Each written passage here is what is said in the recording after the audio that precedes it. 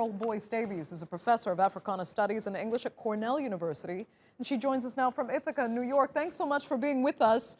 Women around the world, we know, are challenged by gender inequality, but you look specifically at what Black women have had to face. I mean, trying to get recognition and equal treatment, it's been more than an uphill battle.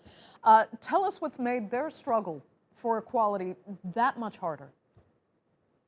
Hi, good morning, or good afternoon. It's a combination of race, gender, class. I think this is an amazing time to talk about the intersectionality as it relates to Black women. And in particular, the historical context for Black women has been one in which all of those aspects have come together to disadvantage Black women. And this is where we end up today. And this has been a pushback from the original days of African people's enslavement in the United States and the Caribbean throughout the Americas up until the contemporary time.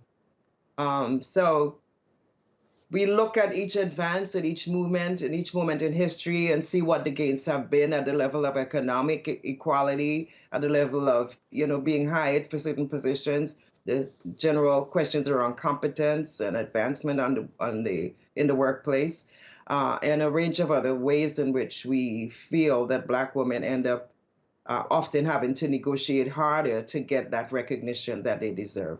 Let's look at some examples, and if you can give me, someone maybe whom you celebrate as, kind of a Black feminist role model. Definitely Shirley Chisholm, the woman who ran for president in 1972 and was the first Black woman to run for Congress from Brooklyn, New York. And she gets considered now more, given that Kamala Harris had, also mentioned her when she accepted being the vice presidential nominee.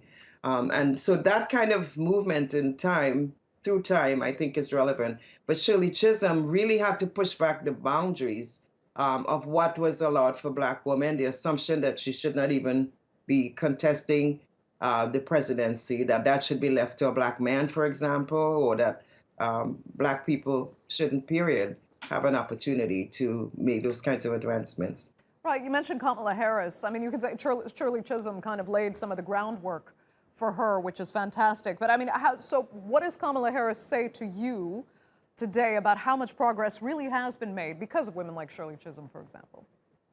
It says that there's a gradual move, and we're happy about that, but it doesn't come just casually or with people just doing us a favor, but it comes with work and activism.